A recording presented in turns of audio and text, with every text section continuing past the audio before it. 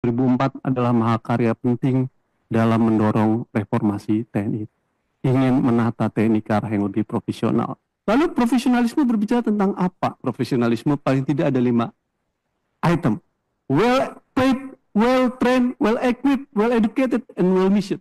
Tentara harus terlatih, tentara harus terdidik, tentara harus kuat persenjataannya, tentara harus sejahtera, dan tentara harus menjalankan misinya secara jelas dan clear. Nah, saya merasa bahwa hari ini, 20 tahun sejak Undang-Undang TNI disahkan, mudah-mudahan semangat kita sama bahwa kita ingin tetap agar militer yang profesional, sehingga agenda-agenda untuk memundurkan itu sesungguhnya agenda-agenda yang tidak baik dalam kehidupan alam reformasi.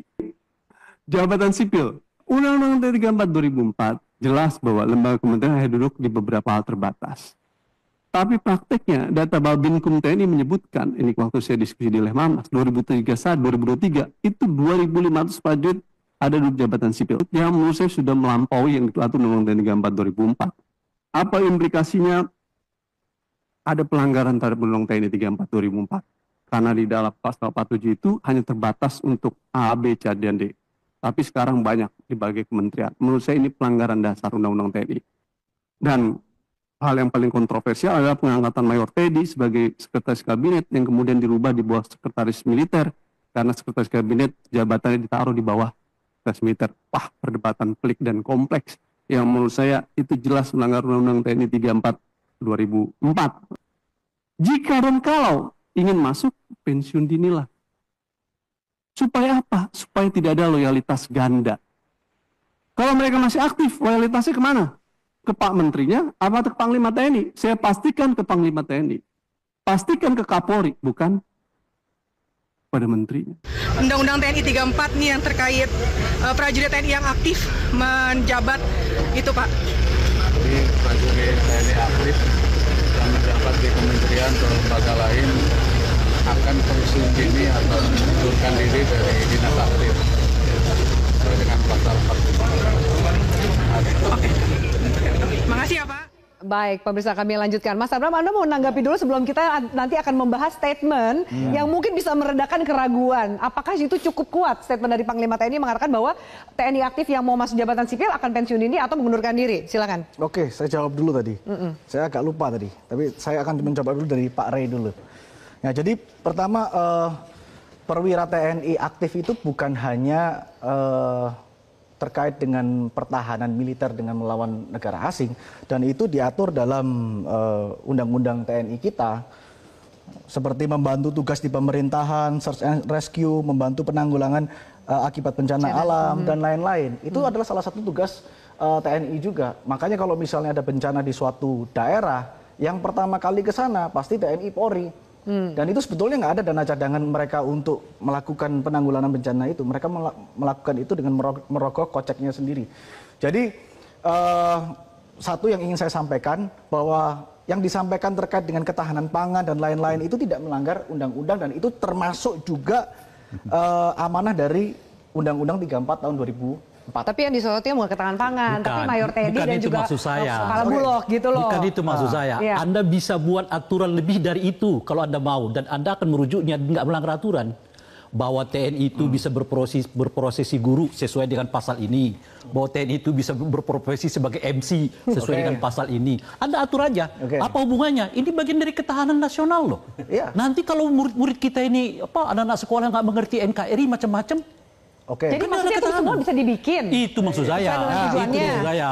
Jadi kalau Bung ini mendasarkan pada undang-undang, itulah sekarang. Apakah mau Anda buat undang-undang yang spiritnya adalah demokrasi, atau undang-undang yang suka-suka kepentingan? Iya, itu maksud saya. Silakan Mas Abram. Kita harus kembali lagi ke sistem hukum kita.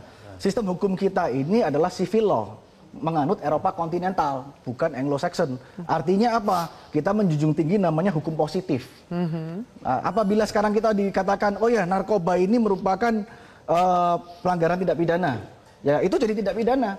Tapi apabila dibilang narkoba ini bukan tindak pidana, ya berarti bukan tindak pidana. Iya. Itu dulu. Nah, itu dulu. Itu setuju kita. Itu yang dulu. saya mau katakan, Bung, sebentar. kalau Anda mau mendasarkan semua persoalan ini pada aturan, tinggal Anda perluas aturannya. Sebentar dulu, Pak. Itu maksud Sebentar saya. dulu, sebentar dulu. Anda tinggal rujuk itu nanti. Oke. Kalau Di tentara aturan jadi ada, kurang lebih iya, seperti itu. kalau tentara Oke, jadi baik. guru, Sebentar boleh, dulu. boleh ada aturannya Sebentar yang dulu. udah kita buat. Oke. Ini kan Nah, argumentasi yang dibangun adalah tidak perlu melakukan revisi Undang-Undang TNI.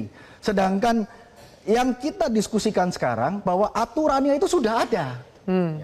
Aturan ini sudah ada dan ini Undang-Undang 34 2004 ini adalah semangat reformasi. Kita dan ini jabatan sipil penempatan ini adalah semangat reformasi yang batasannya diperluas. Apakah sudah pernah diluas? Pernah diperluas dengan Perpres tahun 2016. Jadi ini bukan barang baru, barang ini. Justru kita menggunakan... Memang militer masuk sipil juga bukan barang baru, Mas Abraham. Dan satu hal lagi yang ingin saya sampaikan adalah, yang perlu digarisbawahi, Iya. penempatan perwira aktif TNI ke dalam jabatan sipil ini, itu dibutuhkan keahlian. Apabila tidak ada keahlian, tidak boleh. Iya, kan Nah, soal contohnya keahlian itu soal keahlian harus ada kita keahlian yang tidak dibutuhkan oleh Pengawasannya lembaga dari mana? itu. Supremasi sipil, dari legislatif. kita tidak punya badan khusus penilaian keahlian orang. Nah, begini. Oke, sekarang sini. Saya akan bacakan. Terkait. Saya akan bacakan. Baik. Saya Karena masalah ini kita kasih dulu ya. Oke. Silakan Mas Abraham. Oke, Sebelum dua narasumber yang lain ini semangat sekali menanggapi Anda nih. Nah, ini Yo, oke. saya akan bacakan. Ya. Soalnya kemampuan keahlian itu siapa yang ngatur? Iya. Lalu pengawasannya seperti apa? Bung Teddy bagaimana menilai bahwa yang ahli di bidang itu? Dulu aja Saskap loh, ya kan? Apakah ahli? Oke. Oke, Anda sudah dapat apa belum? Kalau Ya. saya lempar dulu nih. Jadi gini. Oke. Pasal 47 ayat 3, prajurit yang menduduki jabatan sebagaimana dimaksud dalam ayat 2 didasarkan atas permintaan. Hanya kata kuncinya adalah permintaan, harus ada permintaan dari lembaga atau departemen terkait dengan keahliannya dia. Nah, kuncinya adalah dengan permintaan. Kalau tidak ada permintaan, dia tidak boleh menempatkan prajurit itu sesuka-suka. Perbedaannya apa? Pada waktu dulu zaman Orde Baru, ya, yang dimaksud dengan dui fungsi itu bukan itu, tapi penugas karyaan yang dilakukan oleh Orde Baru itu bukan berdasarkan keahlian, tapi Ya. suka-suka. Lah itu Ya, pelanggaran titipan di lah situ. gitu ya. Ini titipan, yang ini tak itu basicnya pelanggaran di adalah situ. permintaan. Di sini basicnya adalah permintaan. Supaya nggak Oke. misleading, biar Ya, yang gimana? tadi disebut tadi membantu dalam bencana, yang tadi dibantu Itu kita tadi. setuju. Bukan soal itu. Itu namanya military operation others than war, diatur dalam pasal 7 ayat Ya. 2 Undang-Undang TNI. Ya. Itu sifatnya maka dikatakan dalam undang-undang itu perbantuan terhadap sipil, perbantuan terhadap kepolisian, perbantuan. Kenapa disebut perbantuan? Karena itu bukan tugas utamanya. Kalau disebut dengan perbantuan, maka dia tidak di depan.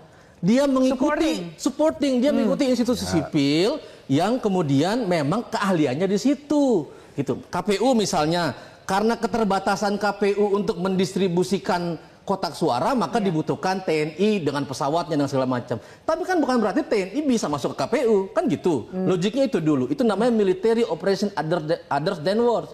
Di banyak negara itu memang harusnya diatur. Ya. Itu yang tugas Komisi 1 saya mau tagih. Harusnya dari 2004 itu diatur undang-undang tugas perbantuan yang memang sampai hari ini tidak dibuat sama Komisi 1.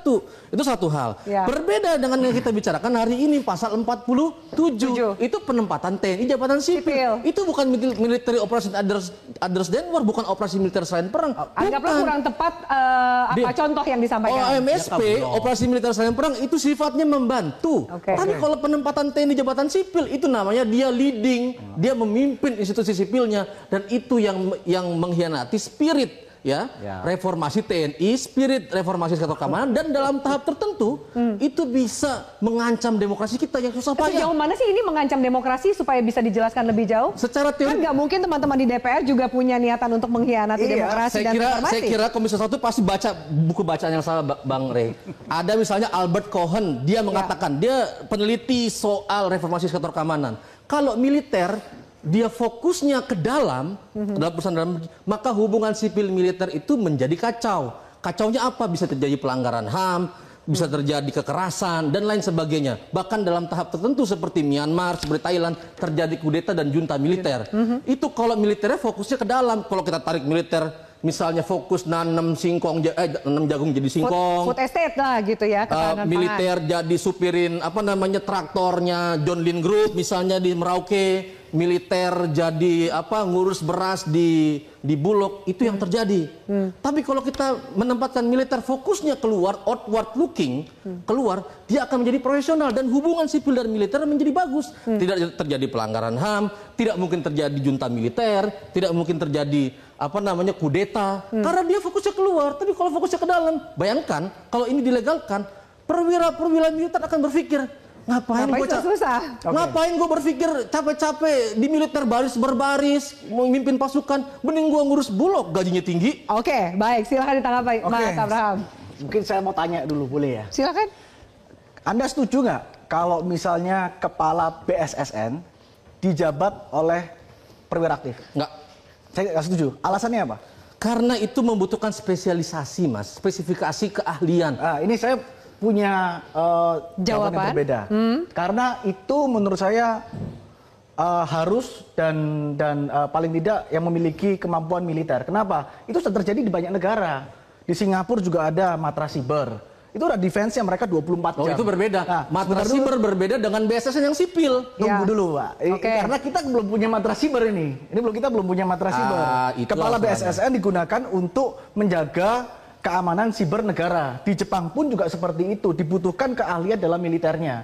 Yang saya sebutkan tadi terkait dengan pasal 7 ayat 2 itu merupakan perluasan karena ada ancaman global yang berkembang, sedangkan undang-undang kita ini tahun 2004. Saya kasih contoh ini. Saya kasih analogi contoh ya. Menurut Mbak, ekstasi itu, jangan tanya saya. Ya, menurut Mas, ekstasi itu narkoba atau bukan? Narkoba. Narkoba. Tahu dari mana Anda itu narkoba? Ya karena itu masuk dalam klasifikasi yang ditetapkan oleh BNN. Karena ada undang-undang narkotika tahun 2009. Yes. Bahwa ekstasi adalah narkoba, ada klasifikasinya. Yes. Pertanyaan saya, sebelum tahun 2009, ekstasi itu narkoba bukan? Ada yang ditangkap nggak gara-gara itu narkoba? Sebelum tahun 2009? Saya nggak tahu. Saya jawab, ada. Dasar hukumnya apa? Belum ada undang-undang narkotika. Dasar hukumnya adalah perluasan dari KUHP obat-obatan terlarang. Ekstasi belum disebutkan sebagai narkotika di situ. Sama dengan ini, undang-undang kita ini sudah outdated dan ancaman terus berjalan. Dan kita mulai di tahun 2012 itu sudah ada terkait dengan ketahanan pangan dan dibutuhkan urgensi ini untuk memasukkan perwira aktif atau yang memiliki keahlian di jabatan-jabatan sipil. Ini yang salah sesat pikir ini. Ini mencampur adukan mana ancaman militer, mana ancaman non militer. Bukan, yang saya sebutkan BSSN itu ancamannya non militer. Ancaman militer harusnya ditangani oleh TNI, Matra Siber itu yang kita dukung untuk dibangun. Matra Sibernya belum ada. Sebentar. Karena itu belum dibangun, jangan dimasukin. Bukan gitu. berarti boleh di sana. Sama halnya dengan BIN. Sama halnya dengan BIN misalnya. BIN itu sipil dia berbeda dengan militer. Itu oleh karena itu ada BAIS, ada BIN. Ini kan tidak mencampur adukan begini. Dua masalah yang saya menanggapi pernyataan Bang Hussein yang menyatakan bahwa pasal 7 ayat 2 itu adalah sebagai perbantuan. Nah, saya bicara dalam konteks hukum ini. Saya bicara dalam konteks hukum dulu nih, ya kan. Jadi makanya saya memberikan analogi seperti itu karena Anda bicara terkait dengan perbantuan. Makanya saya berikan analogi seperti itu. Bukan saya tadi, Anda yang ngomong pertamanya. Nah, yang kedua, Anda bicara terkait dengan 2.500 dan lain-lain.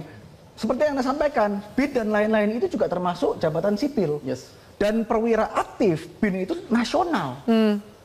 Itu saya rasa sangat lumrah untuk mendapatkan angka 2.500 itu dijamin oleh undang-undang, Pak.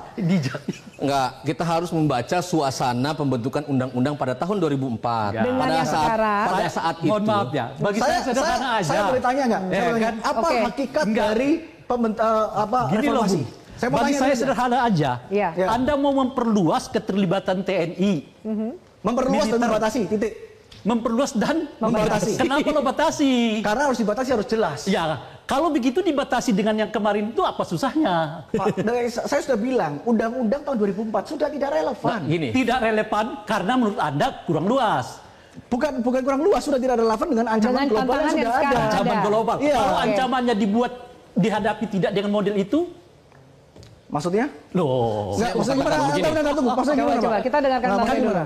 menurut Anda ancamannya makin luas. Ya. Cara menghadapinya adalah melibatkan TNI. Militer. Lebih di dalam ranah-ranah yang dianggap selama ini sivil. Betul. Kalau kita menghadapinya bukan dengan cara itu bagaimana? Nah, oke saya Apa jawab. konsekuensinya Oke, gitu? iya, Apakah bagaimana? ancamannya Bagaimana? seperti apa? Oke saya jawab. Tantangan perang di dunia ini sama saja. Bagi Indonesia, bagi Amerika, macam-macam itu sama. Oke. Sesuai dengan perkembangan teknologi itu. Oke. Tapi apakah mereka memperluas kewenangan TNI militer mereka. Begini, saya selalu tidak sepakat apabila Anda menyamakan kondisi kita dengan yang di luar negeri. iya. Nah, sebentar, kita harus dibedakan. Ya, Dan apabila Anda oleh karena itu jangan coba-coba beri contoh Singapura dengan BSN, Oh, bukan. Jepang dengan BSN. Karena itu ancaman global. Bagaimana? Itu berbeda. Anda yang memulai mencoba Enggak, itu ancaman global, Pak. Indonesia. Itu harus berbeda, itu ancaman global. Saya akan jawab, kenapa kok, misalnya saya kasih contoh, ketahanan pangan, kenapa kok perlu perwira aktif?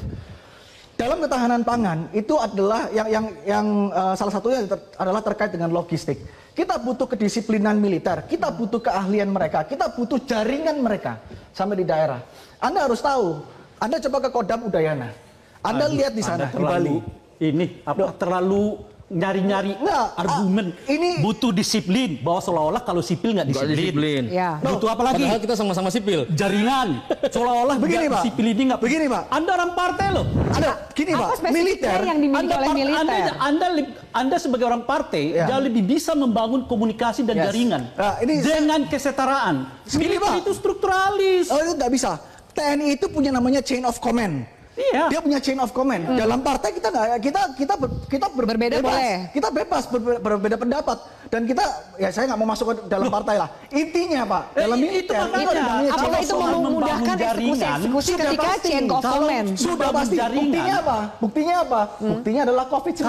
Kalau Nah, ya. tunggu. Anda lebih Baik. hebat. Saya belum selesai. Karena apa? Karena Anda lebih bisa berdialog. Coba, saya belum ngomong Ini selesai. Itu tidak bisa terjadi. Tentara itu komando. Saya akan Kecuali masuk arahan. bulognya tentara di sini, tentara di sini, tentara di sini, tentara. Bisa ini jalan gitu Saya akan loh. kasih contoh. Oke, baik. Saya akan kasih Boleh contoh. dulu Tapi kalau contohnya. di sini Kita tentara, harus jeda dulu. tunggu Kita dulu. harus jeda Kalau dulu. di sini tentara, di Oke. sini adalah sipil kayak dia. Emang bisa dia tiba-tiba saja Akan kamu ikuti ikut komando instruksi itu, gitu tentara. kan? Sebentar, ini. Soal loyalitas.